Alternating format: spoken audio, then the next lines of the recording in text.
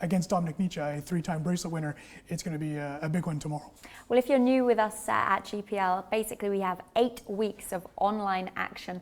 We're into week 2 so far, so 7 more weeks to go of online action. The same every week, Tuesday, Wednesday, Thursday. Then we move to Las Vegas for live action. Then we come back for 5 more weeks online action before the playoffs, which goes live again, and then the finals, which goes live again. We're going to head back to the desk right now and to Griffin and Sam. Thanks, Laura. I'm your host, Griffin Benger. I'm joined, as always, by Sam Grafton. Dominik Nitsche taking the first match for the Berlin Bears. Finally really getting them on the board with that 7-point swing. Mike Leah, second place for the Aviators. We're going to have a very similar lineup going into the second match here, guys. Just one change. And let's talk a little bit about it, Sam. Yeah, well, I mean, obviously you're the expert on this region. I mean, you know, no, I mean, I do talk about the stars. Was that you looking to find out who it is? Like, come on, like, how ill-prepared are you? It's because you're worried about pronouncing I don't know that much about Guodong, but we obviously saw. I've seen him. I feel like I've seen him before. I feel like I've seen him.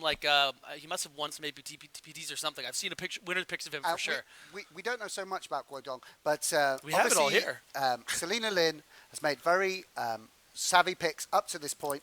Randy Liu showed his class, sweeping the board in the heads-up matches. Braden Khan with the win last week. Brian Huang with a very respectable performance there in a tough lineup. I think one of the exciting things is going to be to see Guodong in action, and he's going to want to show people outside the APPT Tour just what a class player he is. Yeah, and an interesting narrative too to think about is Guodong just representing, maybe an older generation of players. He's 47 years of age. Obviously, poker is kind of transitioned into a young men's game. You look at Justin Bonomo, in his late 20s. Mustapha Kanit, very young. Dominik Nitsche, an absolute force. So this is an interesting lineup because we have 3 people over the age of 40.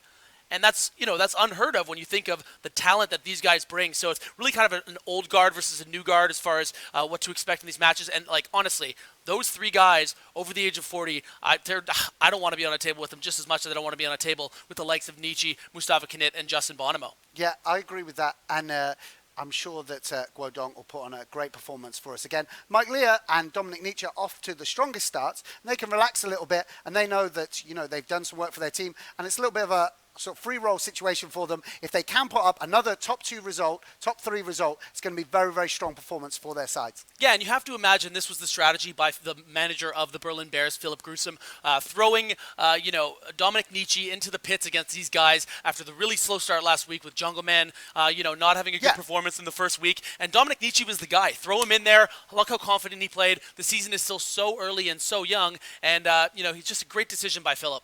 Yeah, exactly. I mean, I think the Berlin Bears, it's a little bit like the Berlin home game. Philipp Grusom, he's picked some guys from his high-stakes cash games. I don't know whether they're going to be one of the most competitive teams in this league, but Dominik Nitsche really showed that he, at least, has come to play. Yeah, and poker tournaments are not an easy thing to win, and you see Dominik Nitsche, how much success he has had on the live circuit. 12 wins, only been cashing in events for the last 6-7 years, so that's a lot of wins. That's like he wins a live poker tournament almost twice a year. Just think about that. 3 bracelets, winning the WSOP National Championship. He went all the way to South Africa to get his first WP title or second WP title. Almost $6 million in earnings. Yeah. You can't say enough about Dom. Yeah, and this is someone that works in their game day in and day out. Like in between tournaments, and he puts in a lot of volume on the live circuit and online. He's studying, he's revising, he's running the numbers, he's doing the maths, and and we're seeing that if you do the work when it comes to poker, you reap the rewards. And Dominik's results speak volumes for that. Again, so we've talked a lot about all the different players. Let's talk about your boy Mike Leah and his results. Okay, so Mike Leah, again, we talked about the last 2 years winning the 1K in Fallsview. This is a guy that's final tabled, the W Coupe main event for about $1 million before. Just so many Scoop, W Coupe, and F-Tops titles. The list really goes on. I wouldn't even know where to start. Yeah, of course. We saw one of the humorous things there, which me and Griffin picked up on. Perhaps you didn't know what we were referring to. He had 3 jerseys in his wardrobe, which actually prizes you get for winning online tournaments. Go Leafs Go is one of those screen names that speaks of those early years of poker, and you never want to see it at your table. Yeah, and he's someone who's very, goal-oriented and goal-driven. I mean, he has an idea. He's like, this is what I want to do. I want to prepare for this series, and I'm going to map it out, and I'm going to win titles, and that's what he does. You talk about the four F-Tops wins. You talk about the 2 W Coupe wins. Third in the W Coupe main event for $663,000 back in September of 2011. This is a guy that, like I mentioned earlier, decided to leave a cushy job to go after poker, and it's really paying dividends. Yeah, and like you say, not only did he leave a job to then play poker, but this is a guy who is probably financially comfortable. He has those results. He has the World Series results, and yet he's still ambitious and hungry at his age to want to be drafted by the GPL and test himself once more. And look again at the results. 151 cashes. This is a guy who's been playing since 2006 and 15 wins. You look at Dom, you look at him. A lot of these players, these are all the best tournament players in the world, but not a lot of them have double-digit wins. I mean, think about how many wins. That means you're winning a live poker tournament like once, twice a year. It's unheard of, and this is just such a talented lineup. Yeah, and of course, the other person finished third here, Mustapha Kanit. Went number one. I mean, that's a very prestigious thing in itself, to be the number one draft pick for the new GPL format. And there's a lot of pressure on him because Pescatori, he can go out there and he can pick anyone in the poker universe, and he picks Mustapha Kanit, and he's gonna have a lot of pressure going into the league. Also known as Lasagna Online, number 16 GPI rank. Just an incredible few years. I mean, you talk about all his live results, 11 wins, over 68 results. That's an incredible win rate. This is a guy that wins poker tournaments, and his online results are unbelievable. He won the F-Tops main event, not this past one, but the one before that. He won the, I believe, the W Coupe or the Scoop main. Just unbelievable pedigree from Mustapha. And also, I think the thing that's exciting about Mustapha is he's charismatic, he's eccentric, he plays a very loose, dynamic style of poker, one we haven't necessarily, moving on the shoulders of the sort of style of play we've seen with Mustapha. Mustapha picks up where Vanessa Selp left off, playing aggressive, interesting, wide range of hands. And really, the thing we hope with Mustapha is he can be one of the stars of this new, latest generation of poker. Absolutely. Really, the Global Poker League being a stage where people can see what he's capable of and what makes him also such a great character for the game. Yeah, and what a treat it'll be once we do finally get him on webcam, interacting with the fans back home. He's going to become an absolute favorite, I guarantee you. And someone who also, is used to representing Italy. This is a guy who competed in the, the original kind of like GPI World Cup and won it for Italy. They were actually not the favorites at all. A lot of people thinking that America or whatever, and he came out there with a great performance with him and his team, Dario Sammartini. These guys stick together. The Rome Emperors already have a pedigree within the GPL, and he's just a phenomenal player. And someone, like I mentioned before, in my top 5 of my favorite tournament players in the world. So I think you guys are going to all see why today. Wow, all those high roller titles and makes your top 5 in the world. Pretty impressive resume. That's the most impressive part. I mean, it takes a lot to get there. Who's next? We got more players coming. We got Bonomo. Moscow. We're going to talk about Vladimir Troyanovskiy. Obviously, Vovtroy. When we say Vovtroy, that's Vladimir's online handle. And one of the things that's interesting also about him being of the older generation is he still grinds really hard. Yeah. He's not someone that you just see turn up when the occasional series is on. He seems to really love the game. You see him on Saturdays and Sundays grinding on the sites across the board, putting up results week in, week out. Yeah, and you see he only has 6 wins over 74 results, but that's very, very misleading because this is a guy that's had an incredible amount of success on the European Poker Tour circuit. A lot of close calls. You look at 3rd at EPT Barcelona Super High Roller in August of 2014, won by Bousquet. 7th in the PCA Super High Roller. If you were watching the EPT live coverage this past January, he also fit final table the PCA that was eventually won by Mike Watson. This is a guy just always seems to get chips in European Poker Tour events, and it was so thrilling for me to hear that he'd be involved in the GPL. Yeah, exactly, and obviously the Anatoly Filatov picking mainly players from his region of the world, and Vladimir Troyanovskiy, obviously going to be a little bit disappointed to finish in 5th place, but he's got opportunity to set it right immediately. That's one of the nice things for these guys, that they can immediately come back just half an hour later and set things right. So let's get going with Guangdong here. Obviously, someone that a lot of people aren't familiar with, a mainstay at the APT Macau circuit. Nationality is Chinese, GPR rank of 341. a lot of these players on the Stars are not going to be, a lot of people back home are not going to be familiar with them. They're not going to have as big results. They're not going to have as many wins. But there's a reason that this guy was selected. He's 47 years old. He's obviously been cutting his teeth with poker for a very, very long time. And I really would like to see what his experience can bring against the talented lineup today. Of course, because poker fans will know that some of the best players in the world do not concentrate on the tournament poker format. Some of the best players in the world are sitting in very, very high stakes cash games and playing, for huge sums of money, sometimes bigger sums of money than the tournament players are actually playing for, and making a name for themselves in that way. And perhaps that's why we haven't heard so much from Guodong, but someone like Selena Lin knows his pedigree, and that's why she's picked him. Yeah, the great thing too is that you never really know what you're going to get with the GPL in regards to the vast sort of eclectic group of type of players. We're not just having, a bunch of tournament players that all play the same. There's cash game players, there's guys of all shapes, all sizes, all age groups. I mean, that's the beautiful thing about poker. This isn't, tennis or baseball where you just need to be this massive athlete. It's a mind sport. Even Aaron Paul can play with the best. We'll see how that works out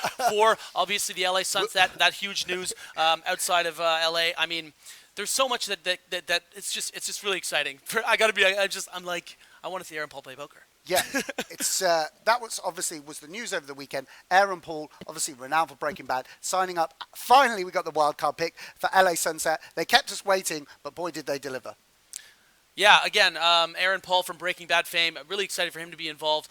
We are going to head to the match pretty shortly. If you're just tuning in, this is the Global Poker League. I'm Griffin Benger. He's Sam Grafton. Check us out. Follow the conversation at GPL.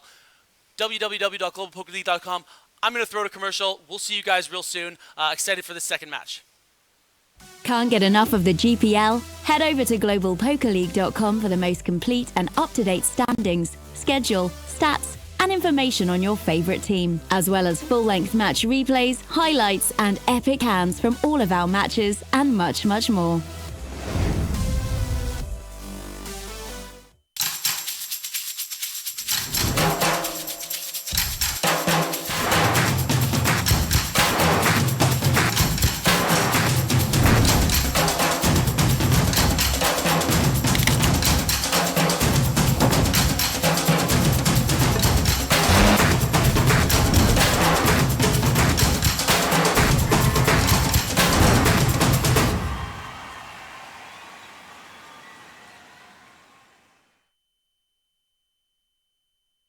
He's Sam Grafton. You're here at the Global Poker League. This is the fourth day of the GPL, and we have on these Tuesdays we're going to have 6 max matches of the best players in the world. Wednesdays, Thursdays we're going to have heads-up matches, webcams, trash talk, a lot of different angles to work with here at the GPL. But right now we're going into our second match of the day in the first heat, I guess you would call it, or I guess the second heat of the first match. And only one change from the Hong Kong Stars, Selena Lin, keeping up with that strategy and deciding to mix things up and against these really, really tough players. Yeah, and it's going to be an exciting moment for Guodong.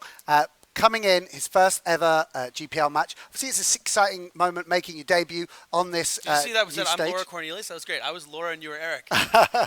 No, listen, if one of us is Laura Cornelius, Laura Cornelius is so much more beautiful than me. It's astounding. There's no exaggeration. Sorry, what were we talking about before I saw that I was Laura Cornelius? Saying how exciting it is for Guodong to be coming in, making his debut. Obviously, one of the things everyone wants a chance to do is, with these whole cards showing, show their friends, show their family. Yeah, exactly. Yeah. And, step up in a tough competition against the likes of Justin Bonomo and Mustapha Kanit and make an impact. And Dominik Nitsche and Mike Leah could certainly say they've already done that. Guys, if you want to give us your thoughts, again, this is very, very early stages of the Global Poker League. We understand there are some growing pains. We're doing our absolute best out here, but please just feel free, give us constructive criticism, tear us apart if you want. We want to give you guys, the fans, the best experience possible when it comes to poker, when it comes to the Global Poker League. These guys are obviously really exciting to watch, and they're the stars. That's why we're here, and we're doing our best for you out here. But let's talk about this second match again. Yeah, of course. Well, one of the exciting things we saw in the first match was the introduction of these webcams. Dominik really took advantage of that, and that's great going into, that's something we're slowly implementing. Obviously, last week we saw the implementation of the webcams, the heads-up match. Webcams are going to grow in number for the 6 max matches as well. Justin was a little bit quiet, somewhat surprisingly to me in the first match. But stay tuned, because one of the things that we can expect, again, is Dominik Nitsche talking us through how you win a six-match sit and go, talking about some of those high-level strategies that he implements in the EPT Tour, LAPT Tour, and WPT Tour to reap so much success. I believe we may actually be having different people on the webcams in the second match. Hopefully one of them will be Mustapha Kanit. Oh, but beautiful. It was great to see Dom in that first one. Obviously, we could just watch him play poker all day and learn a ton and really get an insight into what makes him so good. But in the second match, of course, we want to see the others, and I'm chomping at the bit, hoping we're going to get a little Mustapha Kanit action here. Lasagna. Yeah, I know you're a huge Mustapha Kanit fanboy. I actually haven't played so much with Mustafa, but again, Well, no wonder you're not broke. he is one of the headline acts Yeah. of the entire GPL, and we're lucky to be seeing him in action today. And of course, as we can reiterate, Mike Leah, someone that doesn't have that, doesn't necessarily headline things, went out in a fourth round draft pick to the Paris Aviators, but very astute from Fabrice Soulier. Obviously, one of the things that the managers have got is that depth of knowledge, a long time on the tour, and Fabrice obviously using that knowledge to pick out not an obvious name, and Mike Leah going to be a very competitive force throughout the coming season, don't you agree? It's a really interesting balancing act that these managers get to do. They get to pick people, obviously, that they want to represent. You look at a guy like Mustapha. He's from Italy, a great representative to go first overall for the Rome Emperors. But there's a lot of different other choices. We talked about the direction that, in the EurAsia conference, when you look, in the Americas conference, when you look at a team like the Sao Paulo Metropolitans, deciding early on, get the big hitters. I don't care where they're from. Byron Caverman, Darren Elias, and then, of course, opting to go for more local talent, knowing that he could wait until later in the draft to grab them because they really wouldn't be on the radar of the other managers. That's a really interesting in a way, dynamic. it was the opposite for Fabrice Soulier. Yeah. He actually had to grab the local talent because if he didn't grab Elki, he was likely to go to the Hong Kong Stars. Absolutely. If he didn't grab Katai, he might have gone elsewhere. I actually even a little birdie told me that there were another team that was even interested in Elki. So big 5 points for Paris Aviators with a runner-up finish for Go Leafs Go A in the first six-max match. GG Mike at GPL, second match starting soon. That's, of course, from the manager of the Paris Aviators, Fabrice Soulier. Just sculpted such a talented team, and it's great to see him watching and cheering on. One of the people that not a lot of people know about Mike Leah, but slowly people are learning how good this guy really is. And do follow these guys on Twitter, because one of the exciting thing is you're going to see more and more banter between the managers, more and more interaction between the guys, obviously breaking news as it happens. And it's interesting too, as Twitter is just a platform in general. You can reach out to these guys if you have questions for them, and if you want to interact with them. I can't promise they'll answer you, but that's just the nature of something like this. So we're just starting off. We have ace-5 off on the button. Over 100 big blinds deep. Yeah, I was going to call, but maybe we'll just let this one go. I think Justin's opening pretty wide here early, but we can let a pretty marginal hand like that go. Vladimir calls from the small blinds, so I expect him to have our hand in bad shape here. Mike Leah certainly making a correct assessment of Troyanovskiy's range, and this is going to be a very interesting turn card, because you can see Justin Bonomo had very little on the flop, turns a straight flush draw. Despite just having 6 high, he has 36% equity.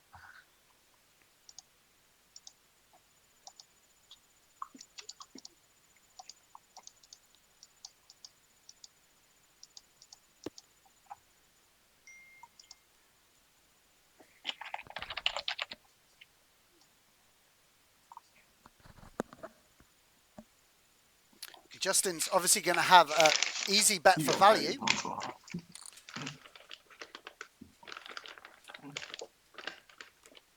And Vladimir Troyanovskiy with an excellent fold there on the river.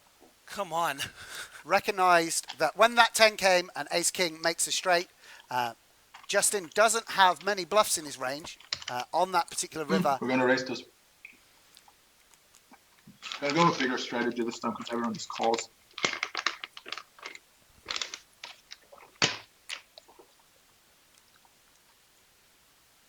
It's one of the boards where you want to go a bit bigger on because it's sort of good for Musta's range.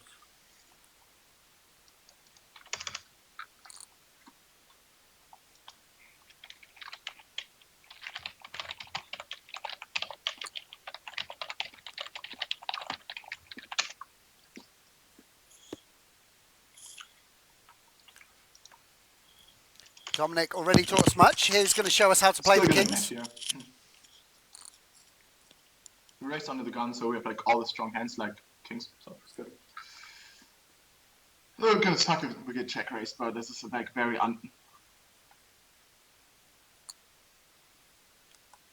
Oh, Mustapha Kanit. How do you become the best poker player in the world, ladies and gentlemen? To check because Jack 10 Oh, gets how there. good is Dom? Queen 9, Queen 8, certainly possible for Musta. Already losing to 9-8.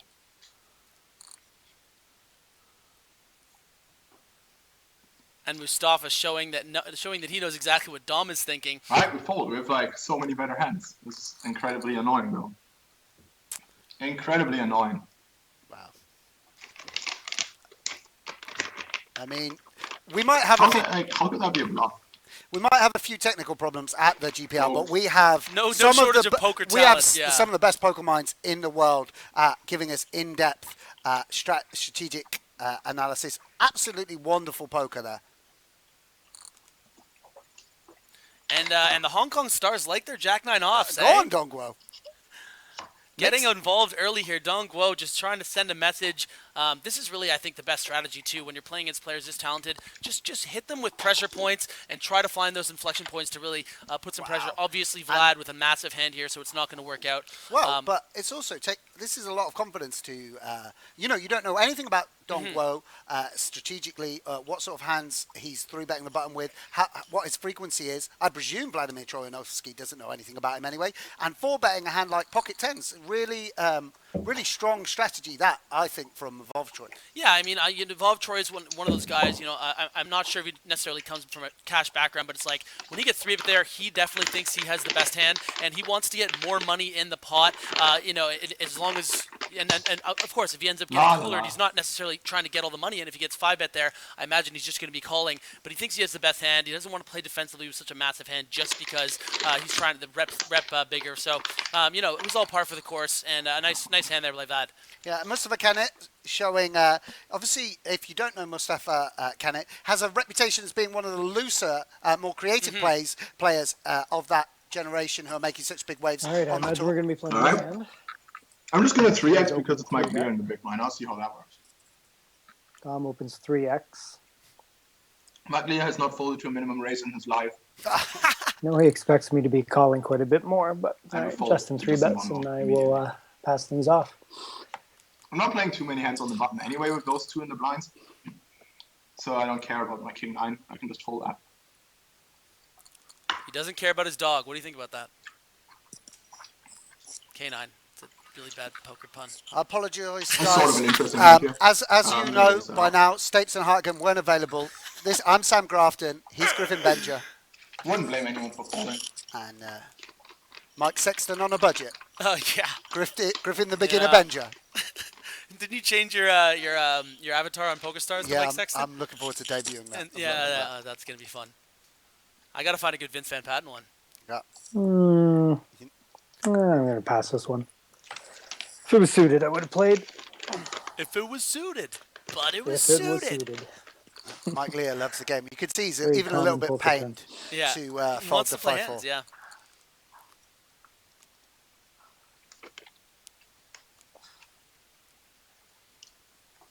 Nah. Wow. And that's the thing too, is that like obviously, Dom was reflecting on how many hands Mike Leah ordinarily plays, and I guarantee you Dom would never think that he would fold that there. But that really goes to show how the Paris Aviator representative, wants to play very carefully against these super strong players. He doesn't want to open up too much and try to like bully and dominate a table like he normally would, if this were a live tournament. Yeah, I agree with that. That's a very good adjustment. You're not playing a big field soft WPT. You're playing against the best in the world in a very tough format. Vladimir Troyanovskiy, you can see, has outflopped Mustapha Kanit. But with those two overcards to the 8, this is a strategy you're going to see a lot. People don't necessarily fold just because they don't make a pair. You're going to see when people calling so many hands from the big blind, they need to defend with some of those strong ace highs in order to not get run over. Bad run out here for Vlad, obviously getting counterfeit. Mustafa with that ace-10 high, again, Vlad is someone who will make this call sometimes, but it's certainly tough because there's not a ton. Talk about this. He's betting for because this run out favours him, he's able to back this wide for value. Yeah. That's his strategy. It's, remarkable from Mustapha. Masterclass. Yeah, I guess basically when Vlad checks back the turn, it's Mustapha who has all the full houses, so we can bluff a bit more and go wider for value. Great call there by Vlad to chop up that pot, and yeah, I mean. So, by the way, we've not seen Vovtroy put a foot wrong so far over these two games. I don't Phenomenal play. Great selection by the Moscow Wolverines, and he's someone that is so fun to watch and really fun to watch live too. I mean, he's got a very intimidating he has presence. such a presence. It's almost like he's always smiling, like he always really knows what's going on, and he's just a really fun player to watch. And again, one of the older players here in the Global Poker League, representing the over 40 crew for the Moscow Wolverines. Yeah, this is strange choice of hands of 3-bet by Dong Guo. Again, we're seeing very different strategy coming from the Hong Kong Stars to other players that we've seen across these matches. Let's see how that works out. Of course, this is one of the advantages with playing with the lead in position. Obviously, Vladimir has the best hand ace 6% of the time here, 94% of the time. He will emerge the winner if it goes to showdown. But Dong Guo with an opportunity to bluff him. Yeah, and it's interesting that Dong is, he's not choosing this opponent necessarily to come after, but he's going to have a real tough time trying to outplay the likes of Vladimir Troyanovskiy, and I think he's going to learn that really quickly, and he's probably going to adjust.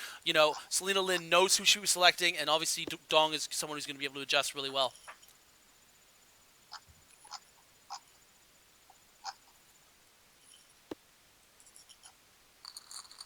And we're 1.2 matches in, and Vladimir, has just made 3 correct ace high calls so far. So we're gonna raise up 3. pocket 8 of the gun. Lines went up, so we got Vladimir calls. If you're just joining us, guys, the one talking right now is Mike Leah. Could have a bigger pair than perfectly lined up. That's Dominik Nitsche over there on the left. The best hand starting. Wow, and a very loose call from Dong Guo. One of them has a jack. Instantly rewarded. Best hand. Not afraid to splash around and see some flops with these guys. I like it. Go ahead and bet. I wouldn't do it, but it's fun to watch, certainly. Yeah, massive flop, and it's gonna make his hand look stronger. The fact that this is gonna go bet call on the flop. It's a bit harder for Vladimir to float with another player behind. So he could be calling light with ace king, ace queen, pocket 6s or 7s. But Dong's raise is much more polarized. He's never making this raise with an overpair. So he's either bluffing, or he has a jack, or he has deuces full. It is a tough spot for me with Vladimir in between, which makes this a pretty good squeeze spot. I think I have the best hand here a lot. But this is why this is a tough spot, because it's probably just going to get me to fold. Yeah. It's annoying, but I guess I'll see it in 10 minutes. It's easier for Vladimir to peel with no one else behind, but anyways, I'll let the boys take over. Yeah, and this is a really tough spot here for Vlad, because as the way Mike Leah broke down, Dong is super polarized to a full house, 3 jacks, and air, so like a low equity hand, which is pretty unlikely. So it's hard for Vlad and the reason why obviously he elects to call is he feels his hand is really underrepresented. Maybe Dong could be kind of value / block raising with a hand like pocket 10s, pocket 9s, wanting to take the lead. So of course Vlad peels, and of course he's still also drawing to a bigger full house with like a queen on the river. Yeah, I mean, I think he's going to be able to get away from it on the river, because Vladimir's range is also super strong. He's called under the gun 1. He's called a bet on the flop with a player to out behind. Then he's called a flop raise and a turn bet. So, I mean, it's going to be even reasonably thin value for Dong Guo to bet this river. I mean, it's actually quite hard for Guo to be called by worse with the line he's taken. And that's why he's picked this small sizing, and there you can see Vovtroy just snap fold.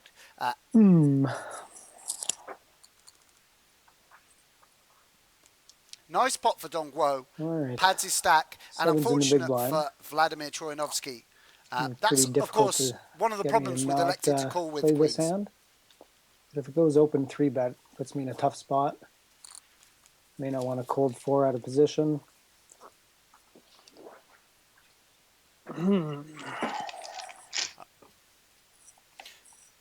I should say, Might be deep enough here just to peel, but does set up Dong for a squeeze spot.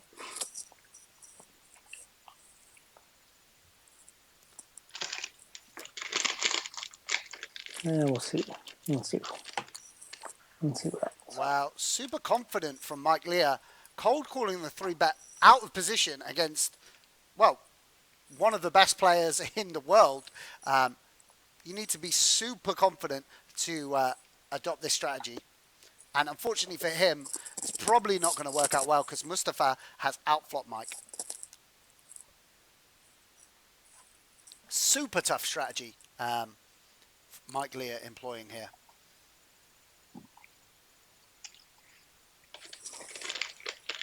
So Mustafa's c-betting pretty much 100% here.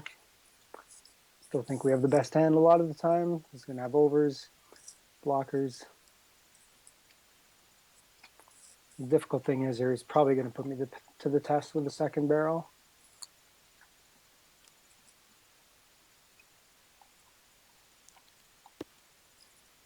He's probably going to think I have hands like jacks, tens, nines a lot of the time. Maybe ace, queen. So he might try and get me to fold all those pairs with the second barrel. He is, of course, also going to bet for value with aces, kings, queens, ace, queen.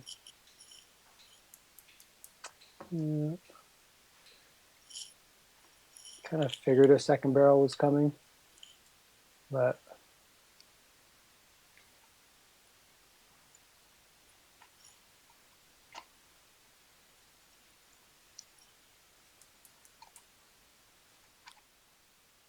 Tense moment here for Mike Leah. yeah, I'm going to go ahead and fold here, I think.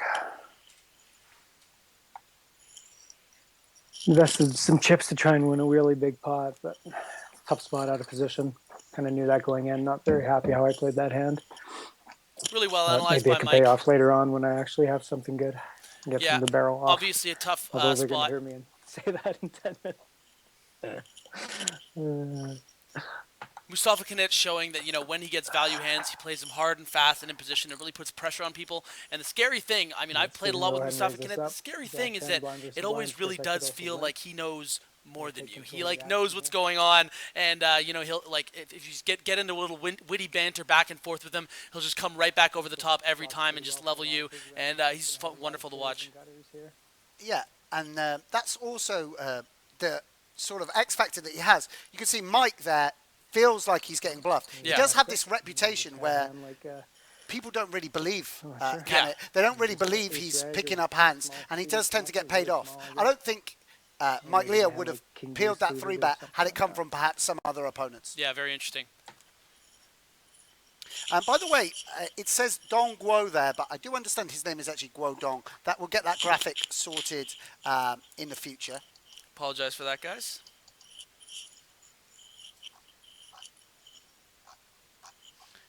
Interesting strategic choice, of course, as well. We saw Mike Leah folding some, and even Dominik Nitsche folding that 5-deuce suited there. Vladimir Troyanovskiy did defend with the 7-4 off. It seems that he plays a bit more sticky in position. Again, that's one of the things that, for me as a semi-professional poker player, interesting to see the different strategies people put forth in blind defense. Guangdo with ace-king suited here in the small blind. He's going to make it 1,200. Mustapha is obviously going to play this very playable post-flop hand, and should be interesting how this goes down between, really the biggest draft pick of the entire draft, and then someone who's very, very under the radar. It's interesting balance here, contrast between Guodong and Mustapha Kanit. And Lasagna Man, flopping best with a strong top pair. I think you're going to see Guodong check call here. He can have the best hand, and obviously has that potential to outdraw a 9 or a 5. and I think it's going to be really fun to see, and more fun when we eventually get him on webcam. The way that Mustapha, is it's just going to seem like he really knows what the guy has a ton of the time, and I'm just so excited to be able to watch, his bet sizing, his timing tells. Just there's so much you can learn from guys like this, and it's amazing that they're willing to be involved in the GPL, involved in this process of trying to sportify poker, and he's definitely someone that's going to be a superstar in this league, bar none. Tough spot now for Guodong. Similar to Mike's situation, even if he has the best hand, it's very hard to reach showdown when you're check calling out of position. And similar to Mike, he makes a good fold there on the turn. But if Mustapha Kanit continues to make top pair every hand, this is going to be his six max tournament. Yeah, I mean, if Mustapha Kanit makes any pair, he's probably going to win the tournament. I mean, that's the kind of caliber player he is. Big hand here for Vladimir Troyanovskiy, ace-queen. Again, kind of the unsung hero of this group of superstars. I think, like you said, there hasn't been a hand he's played wrong. Can see this going two ways. Can see this going with a check raise or with a check call. Against Vladimir, I'm probably going to opt for the check raise. And it's going to be a small check raise. It's going to be a check raise to this much. I think, personally, Vladimir likes to continuation bet a lot of hands, and he's checked behind showdown hands before, so he is more polarized, so he probably doesn't have enough hands that can continue against this check raise. And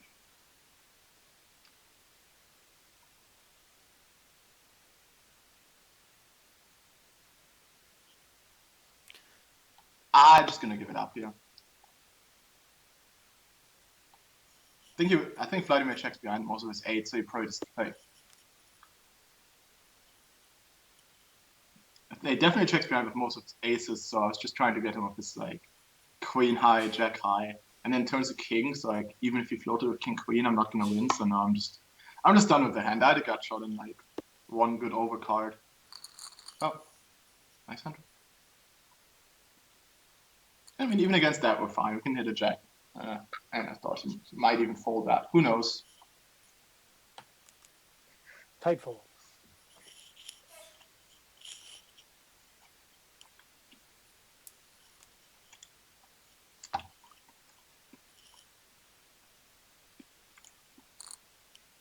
Folded. I just caught up on the replay on the Jack Deuce flop.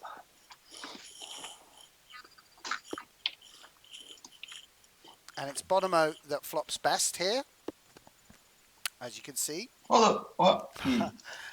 But big turn for Mustapha Kanit, and Justin is going to be betting the turn here and half wanting to, well, almost certainly wanting to get called.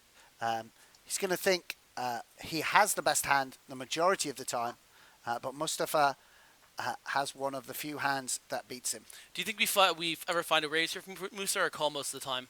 No, just a call, and that's going to freeze Bonomo a little bit. It's going to be a very tough spot now here. Mustapha Kanit running good, playing good.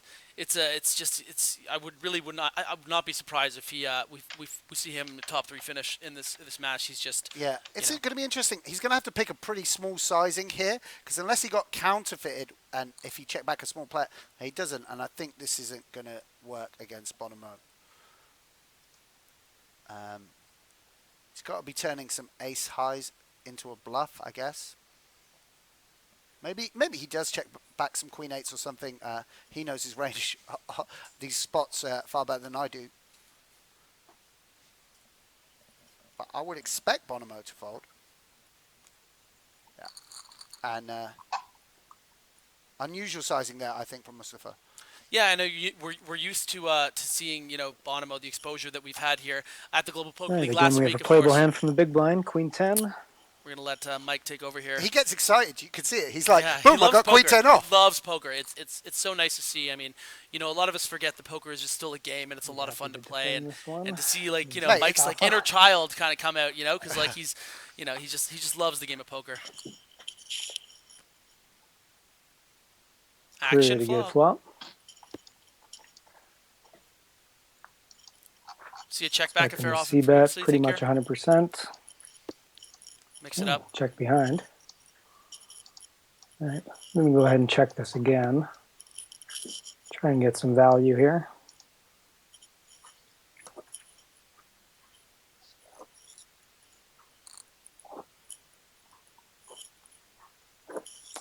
So of course, I could call here, or I could raise. Folding's out of the question. I'm gonna go ahead and raise. Yeah, there would be a steward's inquiry if Mike were to fold this hand. Maybe he's just really not a fan of chops, and he's worried a queen's going to come on the river. He's just like, I can't deal with chops. I hate sharing. I've never been a sharer. So when you check behind on the flop, I expect him to have some, some showdown value. If he had air, he would have c-bet. So if I'm lucky here, he maybe turn 2 pair. I don't think he has ace-queen very often. It's possible that he bet that on the flop, or checked it on the flop and bet with the Broadway draw. I'm just going to go ahead and try and make this look bluffy. Try and get him to call me with 2 pair. My hand should be polarized here, queen or nothing.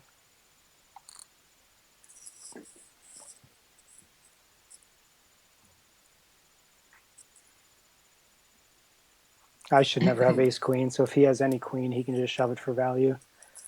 And at this point, I can't fold if he shoves. I just got to hope he doesn't have the ace queen.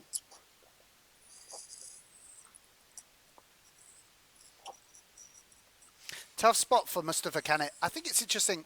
Again, looks like I made a good fold with the 7s. Quite a live player thing. Similar to Zeno, he picks the sizing because he wants to make it look like a bluff. But what bluffs does Mike actually get to the river here with? Yeah. And you see Mustapha Kanit making an outstanding fold with the 2 pair. I think that's a product of Mike's sizing and the fact that he actually, when he takes that line and the 10 comes filling the gut shot, it's quite hard to find bluffs in Mike's range. Yeah, and it must be fun for the viewers back home, because I know it's fun for me and you, seeing how good these players are, seeing their thought process, and them being happy enough to share it with us. It's just such a special thing here at the Global Poker League. And I agree. And also, for more recreational poker fans, you could see that 2 pair is not an automatic call on the river. It's not just about hand strength. 2 pair is a good hand. It's about relative hand strength. Right. When Mike bets that river, when he check raises the turn, obviously a lot of you are going to know this, but when Mike check raises the turn, bets the river, he's really, as Mike said, representing a queen, a straight, or nothing. So you have to ask yourself, how many bluffs has he got? How many queens has he got? And determine then your frequency of calling. And Mustapha Kanit showing his class with this one. A fold of 2 Question is, would we have 3 bet or flat at Justin? We'll have to figure that out another time.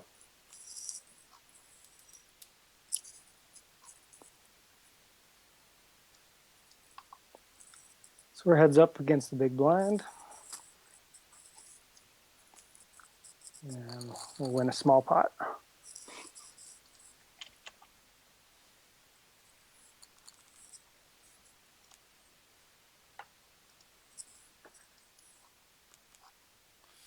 Interesting to see. We saw a lot of 3-betting from Raiden Khan from the small blind with very weak aces. So it's really interesting to see what Dong does. What Guodong does in this spot, given that he's already 3-bet Vlad twice. Yeah, I would like to see a fold, but I imagine it's the sort of hand that Kanit might 3-bet as well. Like a lot of people like to pick these low suit connectors, but yeah, Guodong is in the tank, and well spotted, Griffin. As you said, this was a strategy that other members of the Hong Kong Stars elected to employ, 3-betting the offsuit blocker out of the small blind, following after Raiden Khan, but may not work out too well for him. Vladimir Troyanovskiy, obviously with one of the strongest hands, he could be raising on the button, 2 queens.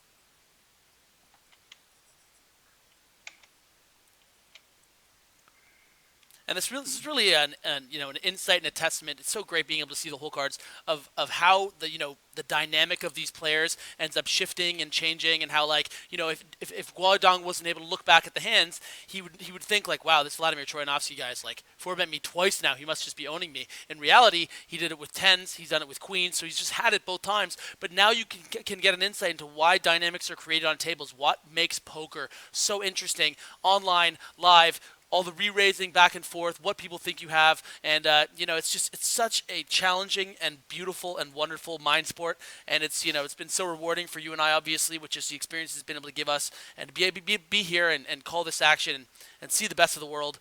It's just so rewarding.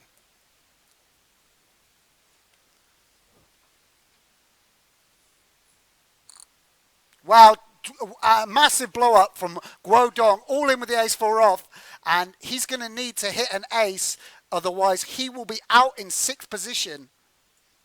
Really unexpected turn of events. An ace, or he is eliminated for 0 points, and let's be honest, Good a game, huge, Hong Kong. a huge misstep for Guodong, and puts Vladimir Troyanovskiy in a commanding position in this match. But just like we remarked on, why did he do that? It's because this was the 3rd time that he had 3-bet him, and it's just like he's like, I can't let this guy push me around. Like, I need to represent Hong Kong. I got to be strong, and unfortunately, a big misstep from Guodong. But again, he was someone that was willing to play for it, go for the gusto. If let's just say. It definitely was one of the worst blow-ups we've seen. Call. We're just going to call. Yeah, we'll let Dominik take over for a moment, but that was an unbelievable turn of events, really unexpected, and Vladimir Troyanovskiy, the recipient of that good fortune.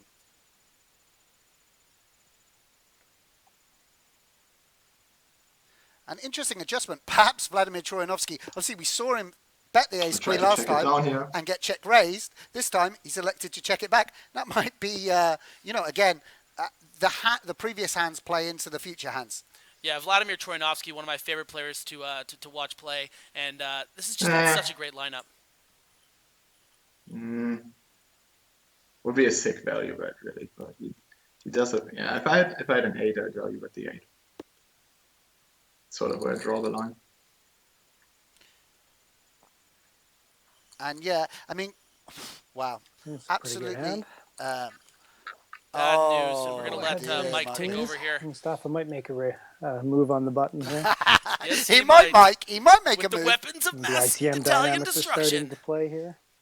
All right, so his 3-betting range here is pretty wide on the button, but I'm not going to give him a free flop here and play out of position, so I'll go ahead and 4-bet. About 40 bigs deep. A little bit over 2x is about right. Giving him a pretty good price to peel in position, but also want to give him room to make a move.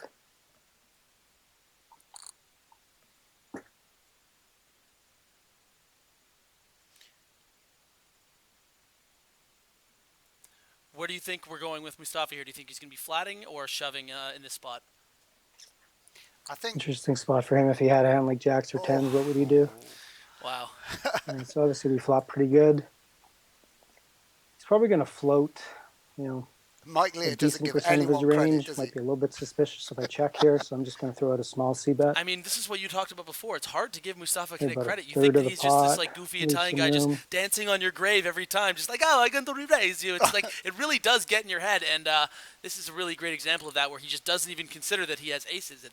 But normally I think he would really Probably find floats that with all there. Broadway cards, pairs, straight draws. Probably just going to shove flush draws, maybe even straight draws. And I think he's more likely to just float if he doesn't have a lot of equity. Gutter balls are probably floats. Okay, so now, of course, the question is, do I give him a free card? Do I check to him? I think I check. Yes. Mike is the one who knocks. Hopefully he shoves his small equity hands, like ace 10.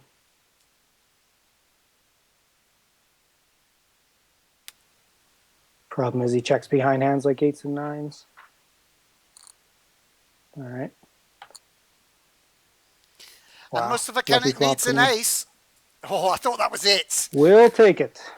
Mike Leah, huge double up. And Unlucky, Mustapha. one of the pre-tournament favourites, Mustapha Kanit, is down to a bowl of rice. Again, Running really pretty just obviously good a today. cooler. Mike Leah is one still big kind of hand with reacting. a lot of premiums. Interesting. With Musta being that short, maybe I should have opted for a limp here. But I don't think Mike's the kind of guy to just set me all in. He doesn't play like me, so he's probably going to call. And if he calls, then no, he folds. I accept both outcomes. Interesting that he would say that he's not the type to just set him in. When he said that, I was thinking you could see that he had 4-6. Obviously, he couldn't, but Mustapha busts, so we're just going to have to fold the ace-5. Vovtra is kind of a sticky player as well. very sticky. We saw Queen 4 off defend earlier. Great insight from Dom. Nah, I'm going to limp this one. See if Vladimir is going to play, So respect the fact that we're the two big stacks and not want to tangle, or if he was going to use his position and situation to leverage me.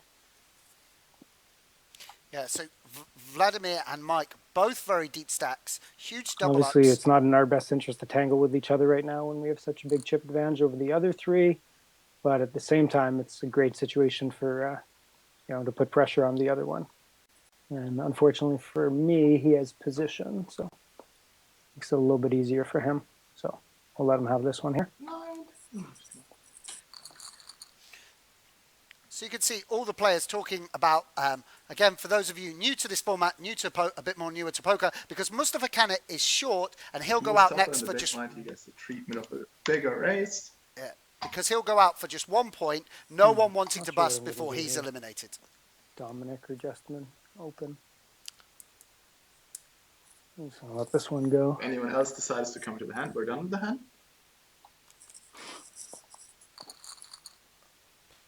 Wow, I thought Mustapha would defend there.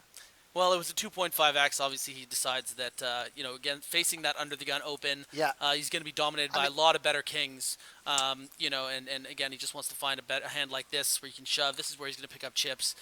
So I know you're surprised because, of course, there's this strategy, especially in MTG poker when you're shallow, to defend when you're super short and try to flop some equity. But I think that Mustapha recognizes that he doesn't want to be calling and getting dominated by too many kings and stuff. Open this one. And this is going to be Mustapha Hopefully Kanit's get spot. by Vladimir and hope that Mustapha doesn't shove. And then it's really tough for Dominik or Justin to play. Although Justin's probably still going to defend his big blind fairly wide. Yeah, shoot.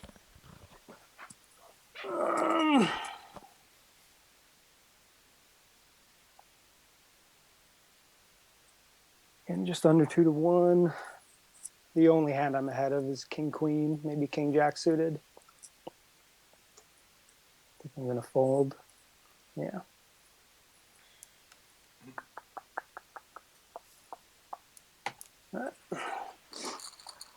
Good fold from Mike Leah. One of the other factors is this sort of mini bubble while Mustapha Kanit is short actually benefits the two big stacks, Vov and Mike Leah. So I really don't mind that fold. A nice defending hand here. We're not thrilled. Dominik. Of course, I could shove on him, but Mike can just really ruin my life here.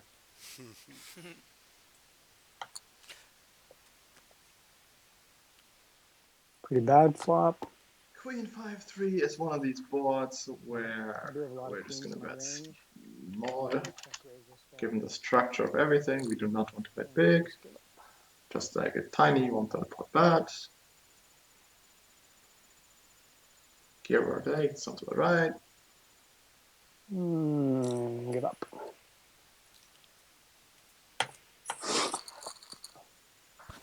Take it down.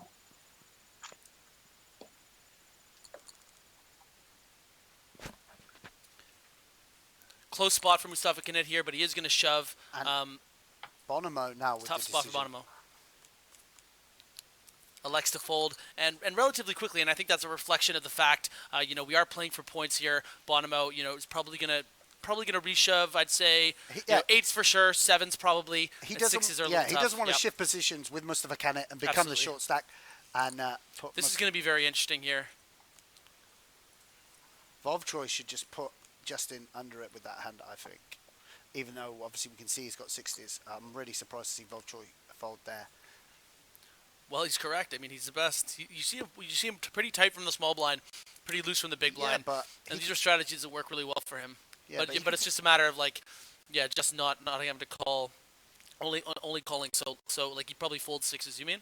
Yeah. Well, he's got to play so tight with Mustapha short, and Yeah, but the other side of that, I'm not disagreeing with you by any stretch of the imagination, Sam, but it's also the thing to consider is that he probably doesn't think that Justin's opening that wide, especially on a min raise against Mustapha against big blind. So it's more about the fact it's like, I really don't think this is a steal. So even though I could get him to fold better hands, those better hands only include hands like 5s through 8s, and then all the other combos you're not going to fold ace queen or ace king, and then 9s plus. So it's an interesting. Don't get me wrong. It's just fun to talk strategy with you, and I happen to disagree there. It's fun to talk strategy with you as well. Aw, sweetheart. And Mustapha Kanit is making something of a comeback, and I guarantee you, no one at this table wants to see Mustapha Kanit get back into this match. Not at all, and no surprise. Like that's what makes him so special too. Is just like I remember.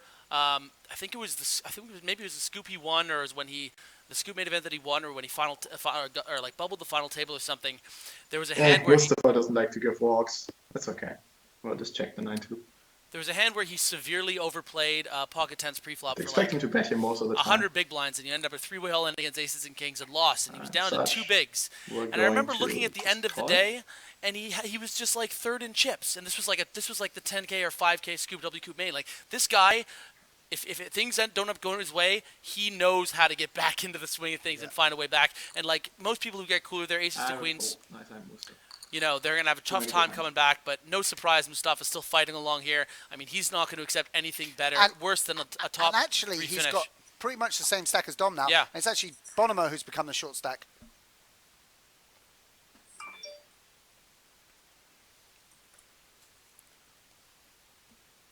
Big Daddy here for Vladdy. That was good. That was accidental. That happened completely organically. No, you didn't script that? No, I swear. Credit to you. I know. As a broadcaster, you're something special. You're like the Mustapha Kanit of broadcasting. The Allen Iverson, that's a reference that nobody will get.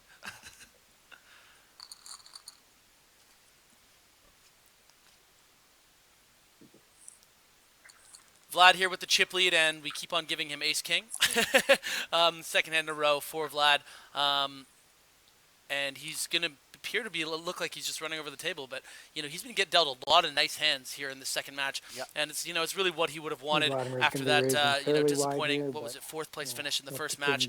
He wants to represent Moscow, he wants to represent Russia, and so far he's done really well. The player that's impressed me the most. But again, I don't even know why I'm saying that. Every single player in this lineup has impressed me, except like that one guy that had the ace 4 and that was a train wreck.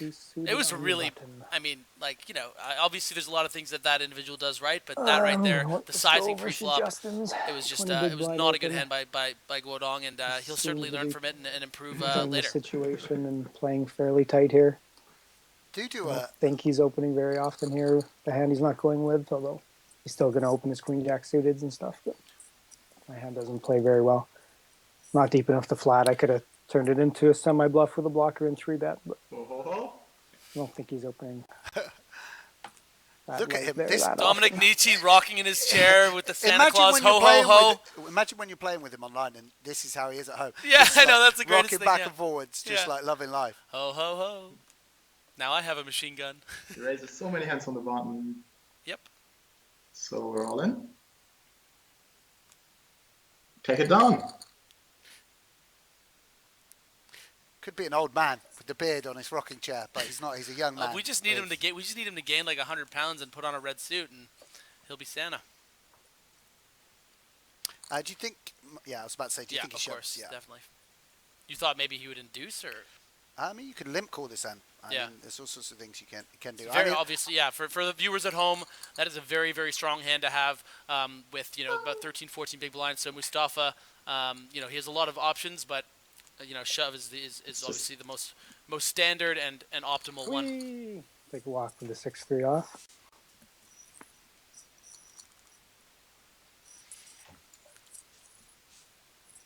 Mustapha might. Do you think? No, I was gonna say, does he ever? We do not want to raise and then face a decision if someone goes all in, given the point structure. We also do not want to fold, which leaves all in as our only play. We take it on. So, if you're just joining us, obviously people coming in and out of the Twitch, I'll just wait to recap what's going on because we may We well... have a massive cooler here between Bonomo and Mustapha, and unfortunately for Mustapha Kanit, you know, even though this min raise looks super strong, he's going to be going all in. He will be called, and yeah, you know, nothing that Mustapha really could do in this match. But again, he still has chips behind. He needs a 10, Yeah. and I'd personally love to see a 10 for him. Got unlucky with the aces. Mustapha Kanit going to need... Whoa! There it is. Now, a queen or a king, otherwise we'll lose Justin Bonomo in 5th position for the... Issa Mustapha Justin. Kanit. Mustapha Kanit, right? Big flip in the first one and queens of tens. Yeah, and Justin Bonomo is eliminated in 5th place. Good game, Justin. Mustapha Kanit right back in this. Yeah, and obviously a super disappointing result for Justin Bonomo. And for the viewers out home, back at home, I mean, if you tuned into his match last week against Timothy Adams, you saw that this guy is one of the very best players in the world. But you also see here that, you know, poker giveth and poker taketh away. And this is just a matter of running bad and things not going his way. And that's going to happen, especially in this match. Now we have a huge hand here for Vladdy. Let's see what Dom does here. Yeah. So just to recap, guys, this is the second six-max match of the day from the EurAsia division. First one was won by Dominik Nitsche of the Berlin Bears, defeating Mike Leah of the Paris Nothing could Aviators. happen here that Heads would up. get me to fold this hand. And now we're four-handed, and Mike I'm gonna Leah might with a shove big hand here. in the big blind. And I'll very go ahead and interesting to three note bet. that this is the second time that these four representatives has made it to the Final Four, I believe. This is the exact same four. Out of position, I So don't obviously, mind the you know, flat, not a great but- result for the Hong Kong Stars. Alright. No, Maybe, Brian Huang got fourth last time. oh, Brian Wang got fourth, pardon me. Well, we do have Mike Leah, who finished second in the last one. He's still in there with a lot of chips. We have Dominik Nitsche, he won the first one. And it's great that they're still in two, 6,400. that they're on the mics. So here we go to see what happens with this big hand. Right. You might think I'm making a move there a lot because ICM situations. Either way, this is at least that he was 3 of just the gonna 4 fold. from the final 3 last time. So a huge result for the Rome Emperors, Berlin Bears, and Mike Leah, no matter what happens. Great result for them. Yeah, I agree with that. You know, the way the structure plays out, it's so important to get a top 3 finish. Most of the points bunched up there together. It's really, really important, and no one's going to want to be eliminated in 4th position. Vladimir Troyanovskiy, Electing to shove, yeah. knows his ranges in these kind of spots well, knows how wide Mustapha's opening, and shoving all in. I raise this up.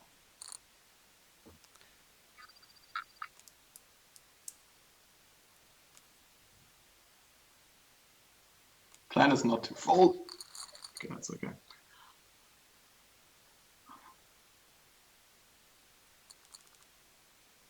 Massive hand here from Mike Leah and Dominik Nitsche. That's great because they're both on the cam. Would have been an interesting hand if Vladimir got involved. Plays very easy against these two guys. And with just right around 20 big blinds, no point in making like anything fancy. We're just gonna jam and 3, 2, 1, all in. And another coin flip. Oh.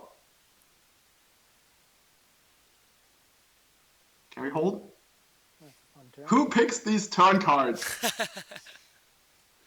Deuce. Long river sweats. Oh, Yes. Boom. nice hand. And Back a in the game. big swing in Dominik Nitsche's favour, putting him pretty much joint chip leader with Vladimir Troyanovskiy. Now we're the short stack. And Dominik Nitsche, who's not really been much of a factor in this contest, but he's hung around and a huge double up, and now he's right back in it to go back to back. Yeah, don't look now, but he would be the first ever player in GPL history. No, the first in history. In the entire history of the Global Poker Wow. League. We're talking about hours and hours of coverage last Being a week. short stack here, So go he ahead would and be the first defend. one ever to win See if we both can plop some heats of a decent match. equity and go with it. But obviously there's a lot more play to be had and no easy spots here. Something like that. And if Vladimir continues with his high-frequency C-bet strategy, Mike Leah... Question is, if he does decide to bet his ace king, ace jack, ace high hands, does he call off to a shove? We will find out. The answer is no. Griffin Beggar putting everything on the line. He predicts Vladimir will fold the king 4. But he's got the best hand. All right. Just cool there, mate. Too many Nice gut pick up shots. there. I don't trust them.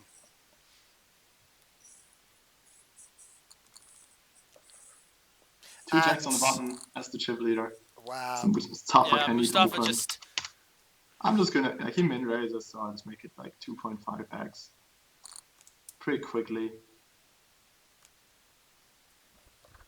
And Mustapha gonna go early in the pocket dates. Mustapha's been raising a lot of hands, so I would like go after him in this spot like pretty frequently, but now I get dealt jacks. Which is like cooler, really, against eights. Because as I was saying, I'm like 3-bet bluffing that quite a lot as well. Love making him sweat with the 5 seconds, eh? Boom. And that we will lose Mustapha Kanit. He is our 4th place finisher. Respectable showing from Absolutely. the number 1 draft Alright. pick. Another caller going the way of Dominik Nitsche. Dominating. And mate, he's on the back-to-back is on here. It's real. And also the exciting thing here now is we've got pretty deep Spot stats. against Vladimir Troyanovskiy. This is just like a spot where I'm the chip leader and he's second in chips, Yeah, and I have so many chips that I just need to like apply the pressure. So I could have even raised bigger.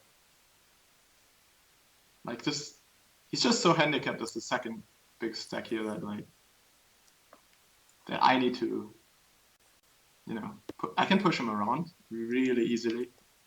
So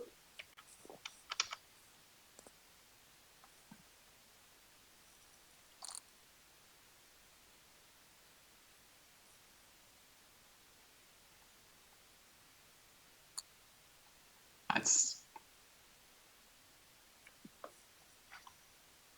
just trying to pick the pot up on the flop for cheap here, the nice equity. Make him fold all his hands. Usually I have most stronger hands on this board, so I'm just going to check. Hopefully I can river an ace, which I do not. King Jack 8, 2-2. I mean, maybe every once in a while I'm good against like Queen 10. He checks that. I mean, I'm probably not good here. I'm like, when he checks, I'm not good here. When he bets, I can't do anything but fold. He has like, he can play putting a kings that way, and I'm fine. I'm fine with getting bluffed there. Guys, tomorrow Nanonoko is showing his heads-up prowess against Sam Trickett of the London Royals. You can catch that tomorrow at 9 a.m. Pacific time, 12 Eastern, and 6 p.m. Here in Europe. So that'll be an exciting match. Being for the sure. chip leader, but still have to shove here. I'm by far the short stack. Yeah. All right. Off to the Not best races. hand. Not the best flop. Need a 10, an ace or a deuce to have some outs. All right. Have some outs. Wow. And we will lose Mike Leah. Boo. All right. Nice hand. You can see how competitive he is. Troy. Still upset, even though he had Good a luck, great result guys. for the I Aviators. assume they're going to go to them, so And a See you all later. fantastic performance across the two Absolutely. matches. We should say Mike Leah got second in the first match today, third today, continues the great start for the Paris Aviators, and wonderful performance from It's a Mike bit of a Leah. preview for the heads-up match we're going to play tomorrow, so kind of interesting to see how he reacts, kind of interesting to see how he plays, but knife I was will just fold. I should have got in for cheap. See if he was going to let me get in for cheap. Yeah, as Dominik just remarked, these guys will be playing heads up tomorrow as well. So really interesting that we get an early preview of what to expect from Eight these deuce guys. offsuit, one of the few hands I love to fold. If you're a Dominik Nitsche fan or a Vladimir Troyanovskiy, that GPL is the place to be. Back to back. What a dream. You know, I'm sure there's plenty of people who want more from Dominik Nitsche Wednesday and Tuesdays.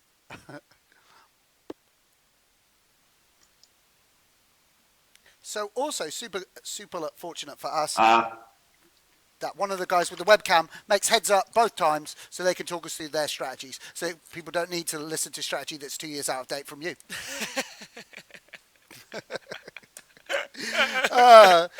He's Griffin Benga, former #1 in the world, Flesh Entity. I'm Break Sam him down. Grafton.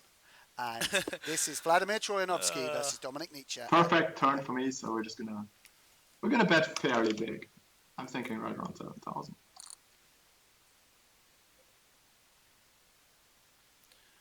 Vlad, not a believer, and we will see him calling again. Gotta here. get value Absolutely. sometimes.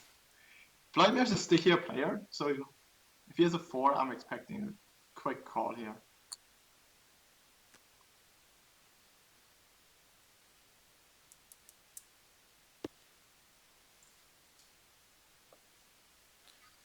This is like, I mean, Vladimir's a really sticky player.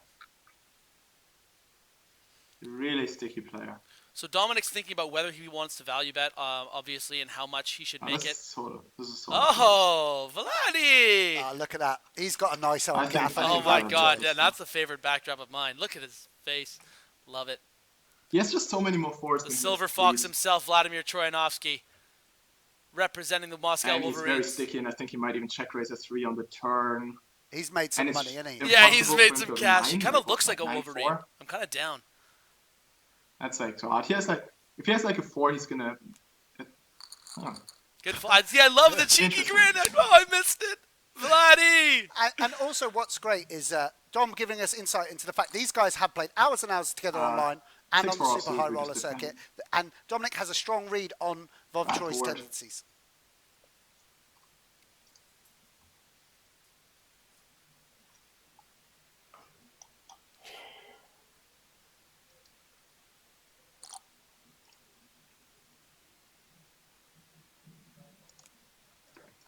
He plays in the living room. Interesting strategic choice. What do you feel about that, Griff? Are you a bedroom guy like Dominik, or are you more of a living room guy? I'm actually like an office guy because I take this job seriously. Like I actually like put together a room No, that's you specialized. I'm not like on TV, like watching TV and just like in my bed. Like no, Okay, makes sense. Office guy. you See? set yourself up for that one. You gave me the options of living room or, come on. Griffin Banger, professional free roll player. If you're putting up $1 million for free, I'll he's the find man my to way call. into it. He's a man to call. Great that we're seeing a bit of Bob Troy. Loving this. We should have got him on Raising the earlier. ace 9. I always knew this.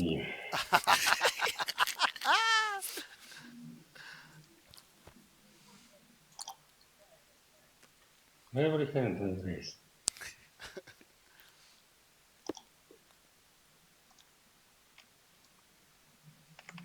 Can go either way. But against someone as sticky as Vladimir, I'm usually going to go for bet here with my ace high for straight up value. Yeah.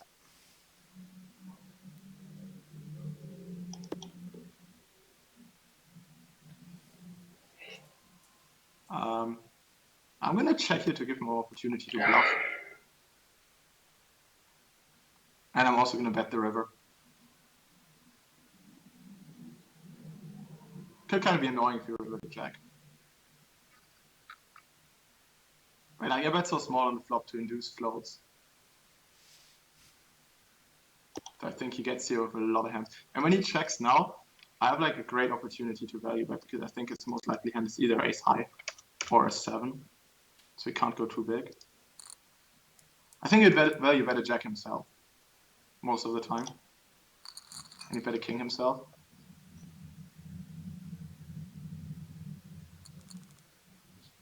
And this heads up could last a while unless we get a hand over hand I'll situation. bet offsuit. Obviously 40 big blinds deep. There's room for a lot of play. So stay tuned. It's going to be exciting to see Dominik talk through his thought process and perhaps even a little bit more from Mr. Vovtroy. Absolutely. PokerStars just announced our 2016 scoop through, schedule. Are you going to be able to wait till the match is over, or should we just get it up right now? Don't you want to see all the tournaments you're going to be missing as we're calling these better players? I was bet 4,000 to Fuming. follow through on the river.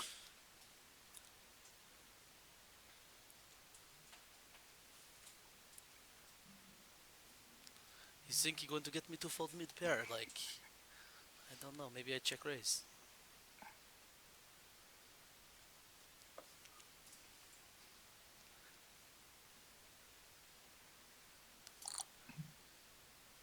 Wow. What?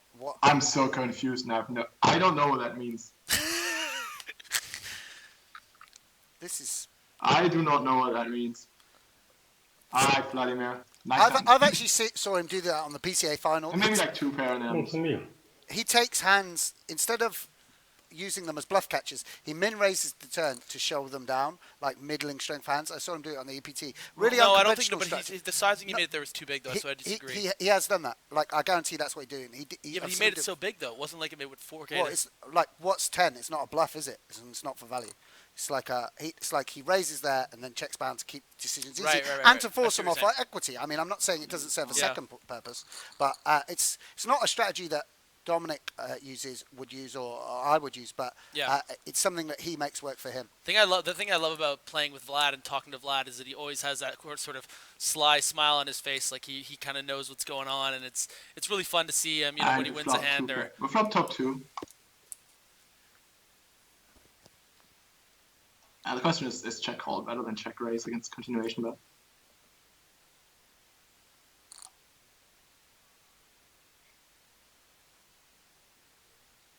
I mean, he's sort of like sticky in these spots. And I've check raised him before, and I get shown nothing. So I'm just gonna like do a check raise off.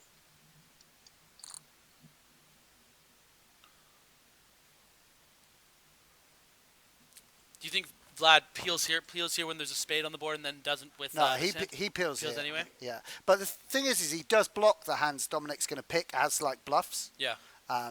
So he might play quite honestly post, like honestly on the turn. But yeah, you have to call that getting that price with this much equity. Right.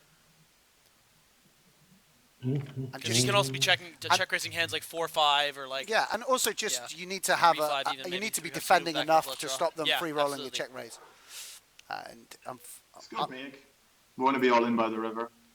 Hand is so strong here. Vlad with the discipline only with the 10 high. you are seeing Dominik Nitsche and Vladimir Troyanovskiy. That is them playing in real time. This is the GPL. I'm Sam Grafton, and he is Griffin Benjer. Hey, that's my job to throw there. I'm not allowed to do it. Guys, if you're just joining us, you got to check out globalpokerleague.com. We got standings. We have player profiles. A lot of great information out there. You can follow the conversation at GPL on Twitter. Feel free to reach out to me at Griffin Benjer or it's at Squid Poker for if you want to get in touch with me or Sam. And yeah, this match in particular is very, very interesting. Dominik Nitsche has the opportunity to be the first player ever in the Global Poker League to win both of his heats in his match, whereas Vladimir Troyanovskiy trying to find some redemption after the unfortunate 5th place finish in his first match. And this is actually a preview of a heads-up match that's happening next weekend. This match I was already predestined, so it's pretty crazy that we get to see them kind of like establish an early dynamic. And I'm sure that they're going to be reviewing this later. Sorry, massive flop here for Dominik, obviously.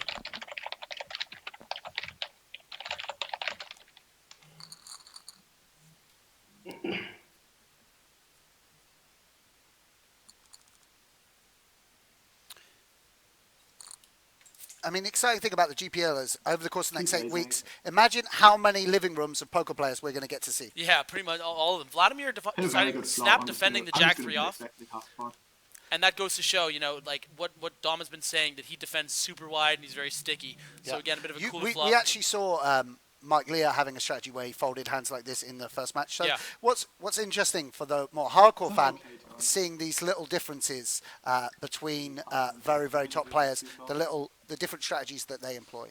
Yeah, and Vlad comes from a very high stakes cash game background too, so he really prides himself in his post-flop hand reading ability, and I think that's really reflected here. 11,000 here. I don't think he fold this. Is Vlad.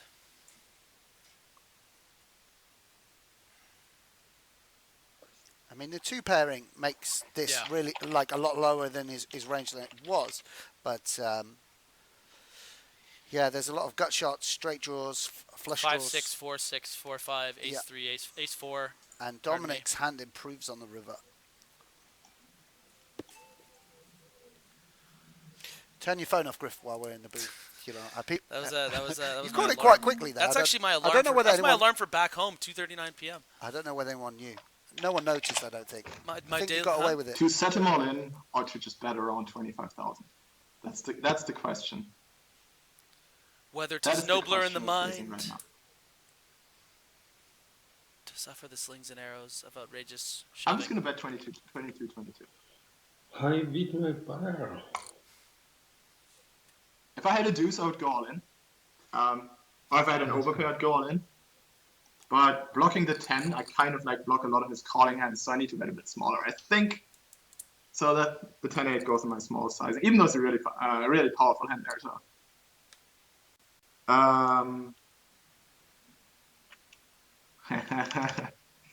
Please don't limb shove on me. Please don't do it. I just think he limb calls a lot there. And dream flop for us. Little grunt of displeasure. From the Wolverine. So guys, if you've ever wondered what happens when a German bear fights a Russian Wolverine, this is exactly what we get. And to be fair, they kind of, I mean, I just wish Dominik had a little more meat on him, then he would really look like a bear with that beard. Whereas, I mean, I'll be honest with you, like Vlad looks very Wolverine-y to me. Like he's a silver fox, he's just killing it. We're raising this up. Snip cold is suited. Double down, right? He's good. 2-6. I'll check it this time for ace queen. Can certainly bet there as well.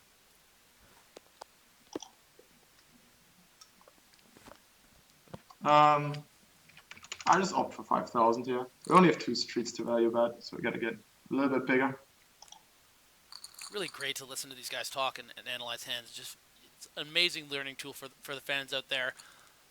And big cooler situation here, though. This hand's most likely just going all in. Nitsche's going to have to hit a 9 or make some sort of hand And here we're just to going win. to jam it here. He's sort of under the 20 big blind range, which is nice. So now oh, nice hand, Vladimir. Dom Nitsche needs a 9.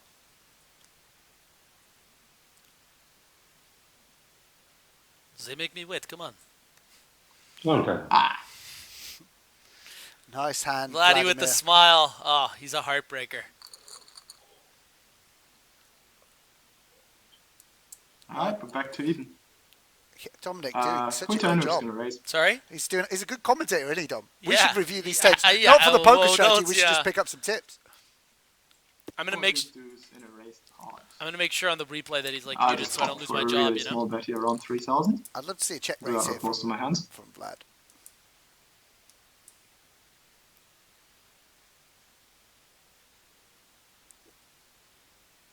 Just repping a duck, getting his ducks in a row. Maybe like I that. might just be a heads up fisher. I don't really know, but like I'm pretty seems sure like we're heads that's up fish. pretty- Like I think we're not terrible because we get to watch these guys every day, but By the end of 8 weeks, we're going to be so good. I bro. tell you who's definitely laughing at us. It's Jason Moe, because he just commented on Twitter that he just was not impressed. He's a heads up. I told guy. you shouldn't read Twitter, mate. I know, mate. You know, Twitter's my jam. Twitch. You know, I love Twitch, but I'm not going to be doing Twitch. Twitter. You know, if you really want to get in touch with me, at Griffin Benger. This is just a long-winded free advertisement to get my followers into 5-digit territory. I'm around 8,200 right now. This is going to be see a flop here. Queen 9 suited for Vlad. Leah, Troyanovskiy, Dominik Nitsche with the top pair. Action flops here at the Global Poker League. Follow the conversation, guys, at GPL on Twitter. We are here 3 days a week, Tuesday, Wednesday, Thursday. I'm Griffin. He's Sam. We're friends. And we're watching poker.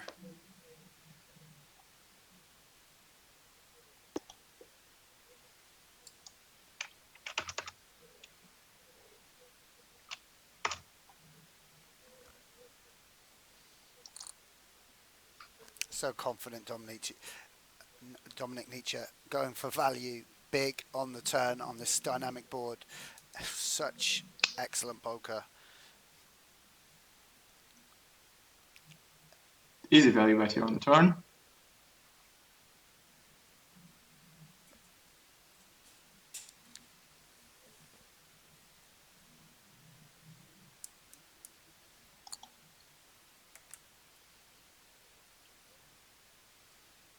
Interesting river card. I don't think we're quite strong enough here because the 7 kicker plays. I had someone who's better at heads up certain goes than me tell me if I'm like making a crucial mistake here by checking. Because I think I have to check because Wolftroy has like ace 8, ace 9. And those certainly play, and I'm chopping even like against the few other aces. I think it's a check. He could also have some jack extra clubs hands too, so it's definitely I don't mind a check there at all. Dominik Nitsche with 91,000 chips of the 150 in play. What a start for the Berlin Bear. Philip Gruesome must have a big grin on his face. After the Jungle Man selection. Gruesome isn't watching, mate. He's not watching. He's he like, lives in Malta. He should be here right mate, now. he's gardening. I'm gonna drag him over here. By the way, I don't know, but Gruesome, he don't tune in. No. Not even for his boy Dom. Check. He'll tune in when it's like Perkins or someone. But like, yeah. But like, he's not tuning in. Dom, if Dom's in your team, you just say go forth and like give me a call and tell me how many between 10 and 14 points we accumulated. And we're gonna bet around the pot here, like 5,000. I don't really believe this. He's very sticky, so I think I need to bet big against him. Make sure he folds. Vladimir clearly over Kind it. of like just. He just wants to win this match for the Wolverines and go lie down try on limp his here with the dope-looking 3 deuce. couch. Mate, loving it. I mean, those hardwood floors, they look real crisp, don't they? Mate. I could sleep on those. Alright. You can take it.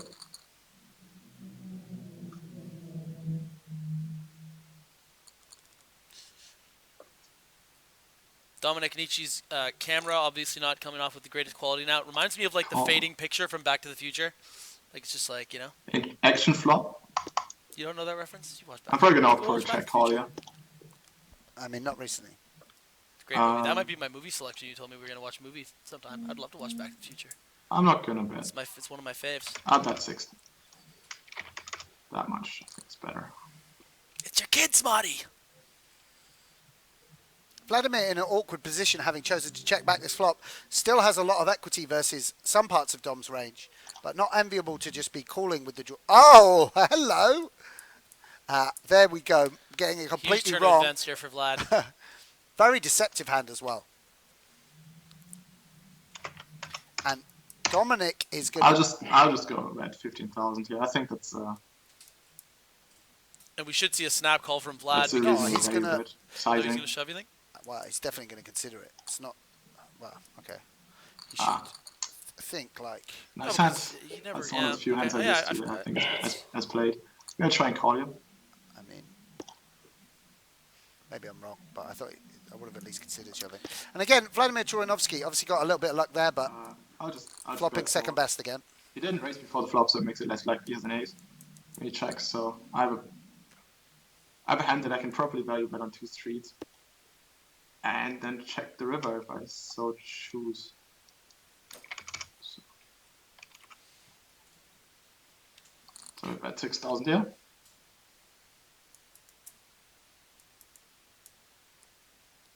Tougher decision because, as Dominik pointed out, Vladimir doesn't have many aces in his range, so that makes this having a pair a little bit stronger, but he does make the fold. That's okay. Back to almost even. So just to recap, this is heads up of a 6-max match. Dominik Nitsche actually won one of a match already today and is going for back-to-back titles. He's playing Vladimir Troyanovskiy, who you can see on the right of the Moscow Wolverines.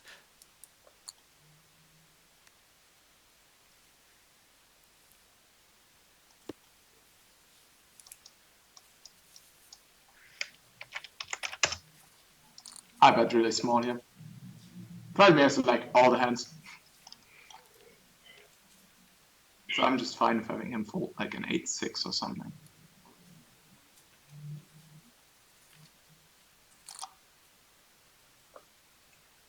I check raised here and don't see many hands you can check raise. We have the gut shot with a backdoor flush draw. I think calling here is fine. Turn king, which is a good start. Because if he has a hand like 4-5, 4-3, 2-3, 4-3, jack 3. We've moved ahead of all of those. Or in some cases we were already ahead. So I think we get a call here one more time. Great analysis here from Dom. Obviously, this is a terrible board here. This is so bizarre.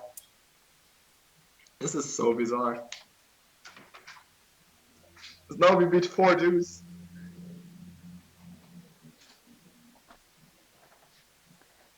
These runouts are great.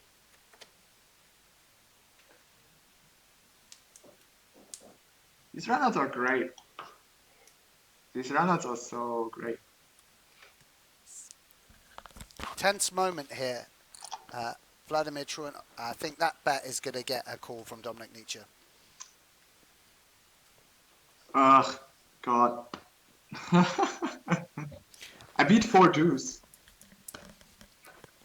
I beat king deuce if you somehow played it like that. I beat any sort of strange bluff. I lose to ace 4. I lose to ace 4 when most likely guesses I lose, but I can't fold for that price.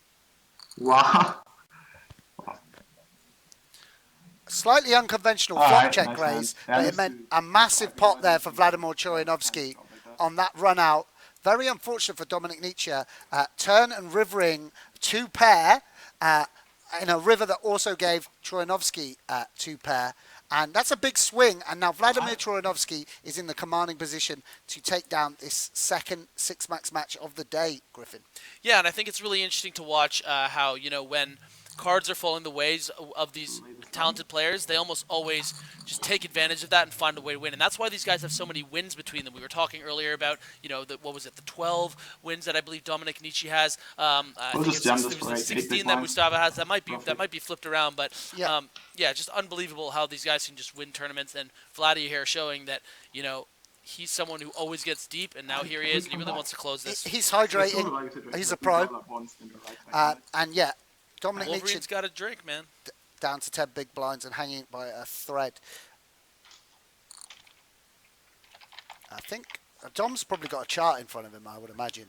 And he's looking at that. But I think this is a call here. It was Mike Leah who had the 16 wins and Dom with the 12. Yeah, I think we got to call Mustapha only with 11.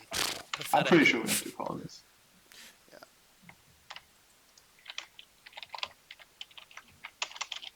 Dominik doing some math here, deciding whether he's going to call with 10-8 suited. Really fascinating here. What do you think about this? Yeah, I mean, my first instinct was this is a call, but I don't know these spots super well. Obviously, these guys playing for 2 more points. They've both locked up 5 points for their team. The winner will get 7 points. This is so close. I don't. Well, the sense like right around where I'm not. I might fold this like a live. He kind of looks like Jason. He kind of looks like Jason Mercier when the webcam's all fuzzy, doesn't he? And I think with Andy, no, you don't see it? It's like really close. Like,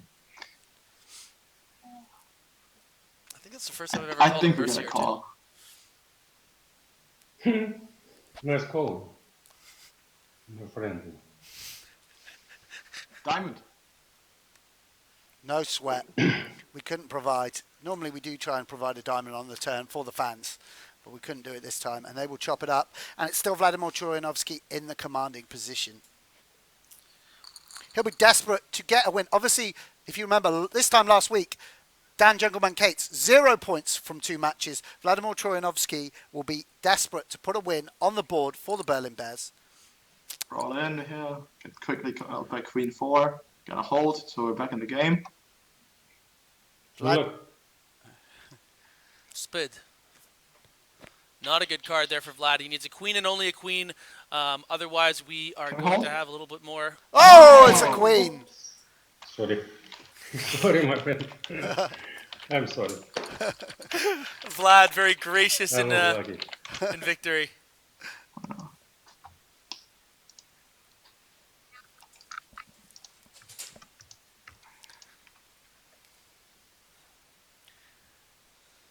Great showing there from Vladimir Troyanovskiy, showing why we're such fans of him on the European Poker Tour.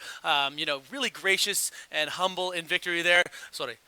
And but really the story of the this first match of the day through these 2 heats. Dominik Nitsche of the Berlin Bears really getting some points together for Philip Gruesom's team. Well, anyone that knows about poker and follows the EPT knows that Dominik Nitsche is at absolute class act. Dynamo. Yeah, fantastic results across the board. Everyone knows that he's a deep thinker about the game. And, we were treated to that, both his personality and the strategic content that Dominik Nitsche offers. He's someone that could take advantage of the platform of GPL to become a real big star in the game.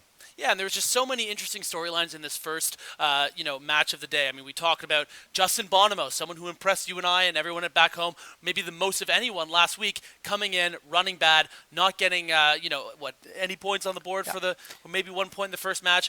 You look at Mike Leah, someone who really showed how talented he was. Second place in the first match for 5 points, gets another 3 on the board for the Paris Aviators in the second heat. Someone we saw very competitive, very analytical, and a lot of jewelry with all the W Coupe bracelets, the F-Tops jackets in the back, and then of course Nitsche, Vladimir Troyanovskiy, one of the pretty much the biggest punt we've seen in the Global Poker League. Punt's a little strong. Misplayed hand by Guidong. Obviously, he's going to have many other opportunities over the course of the season to redeem himself, but obviously a mistake for the Hong Kong Stars. Really interesting match so far. That was great. Yeah, of course. That's what set Vladimir Troyanovskiy on the road to success in this match. Guidong with a huge misstep. Obviously, the level of competition in the Global League is so high that any mistake is likely to be capitalized on by your opponents.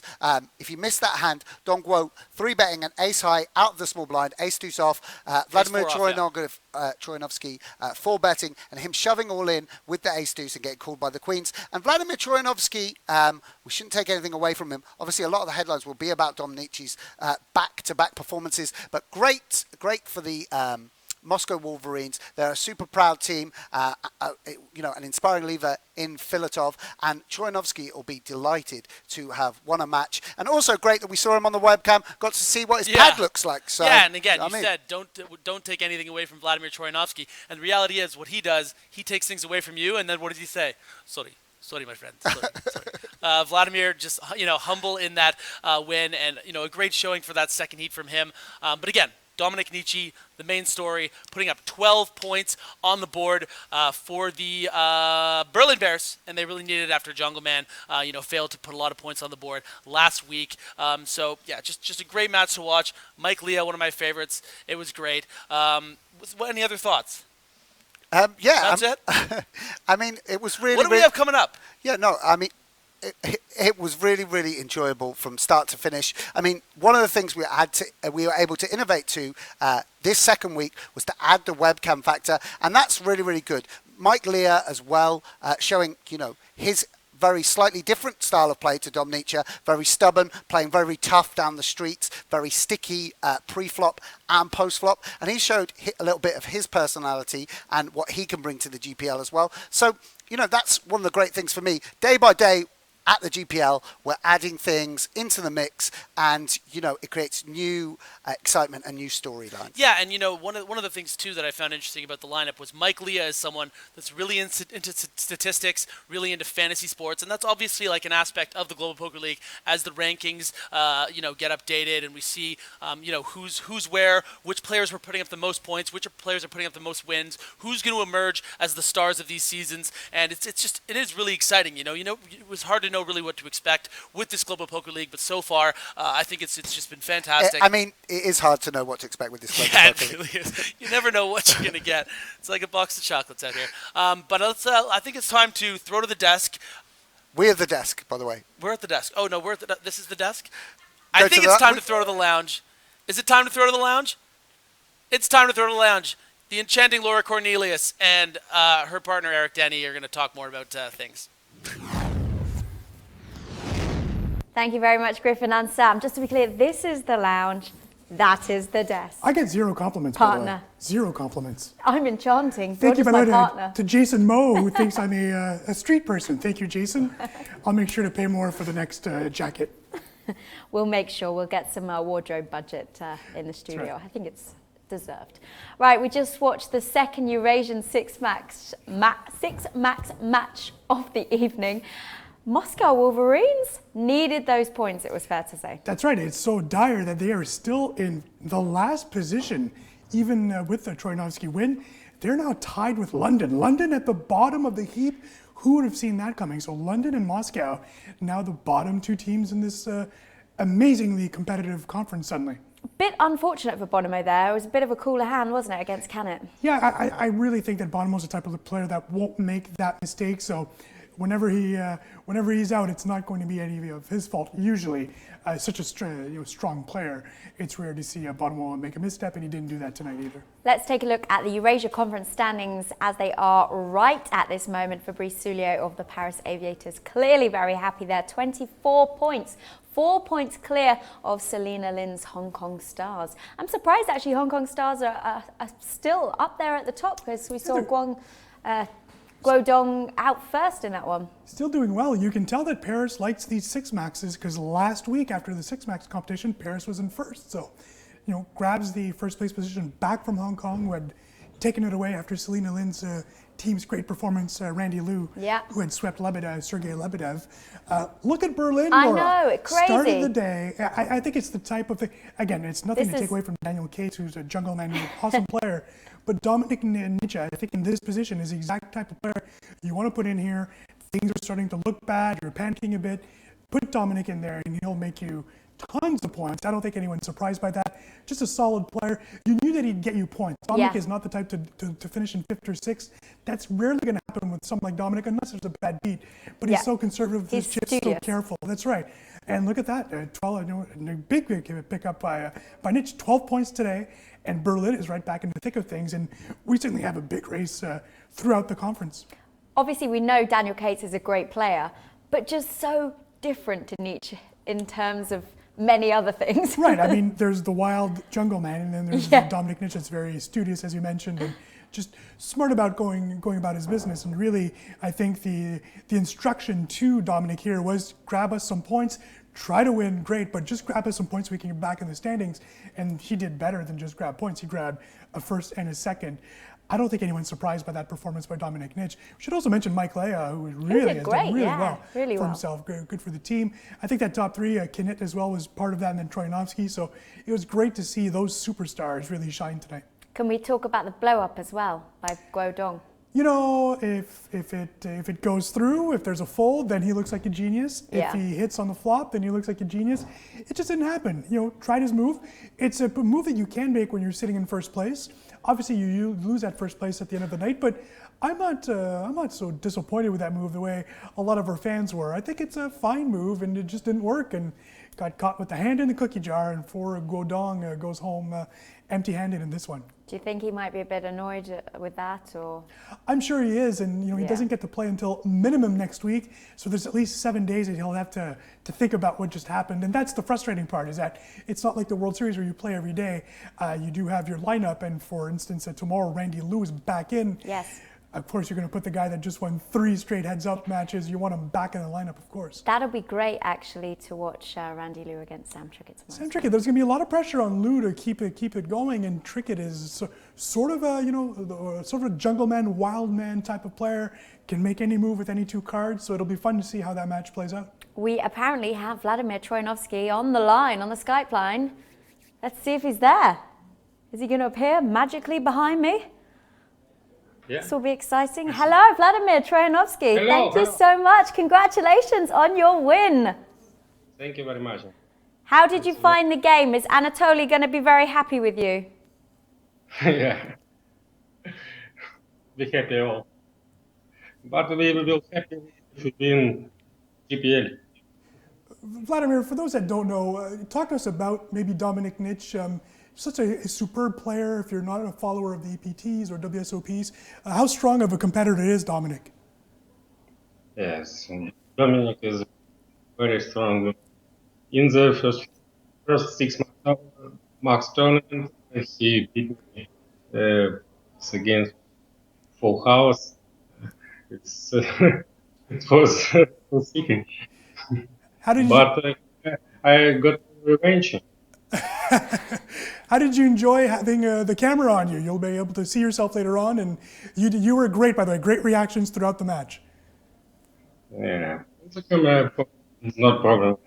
Play EPT series on the TV table on the camera.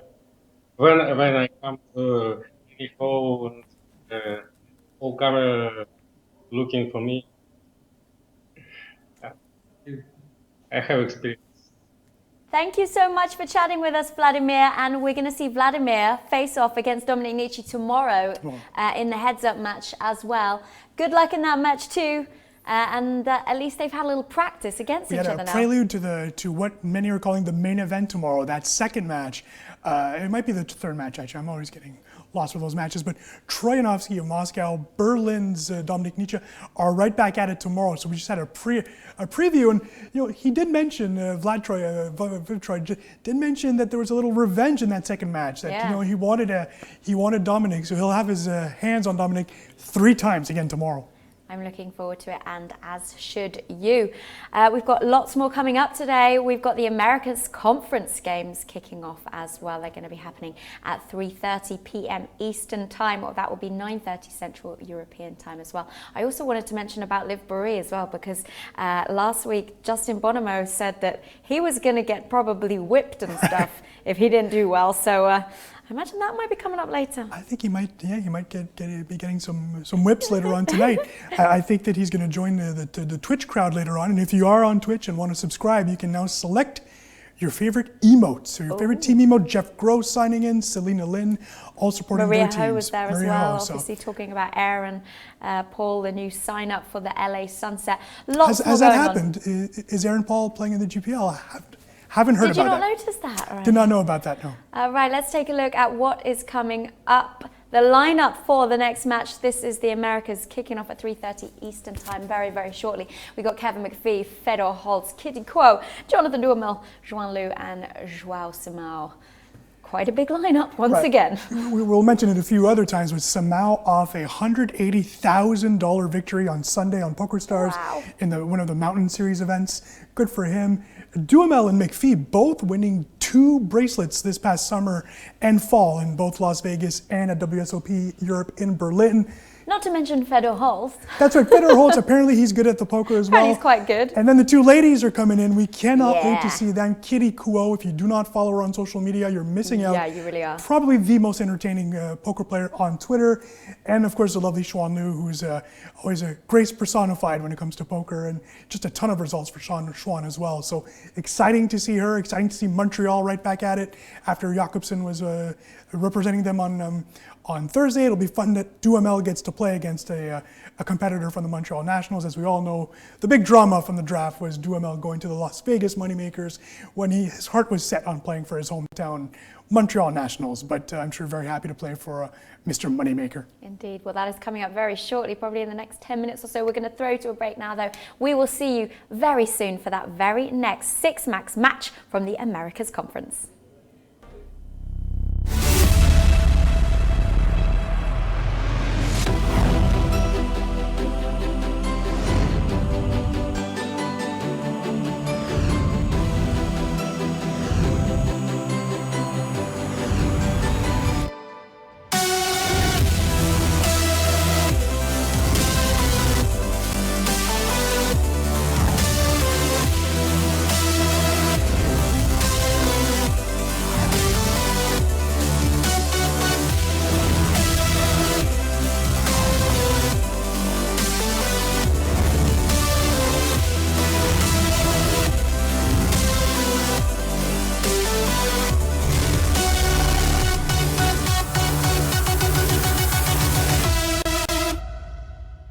Can't get enough of the GPL? Head over to globalpokerleague.com for the most complete and up-to-date standings, schedule, stats, and information on your favorite team, as well as full-length match replays, highlights, and epic hands from all of our matches, and much, much more.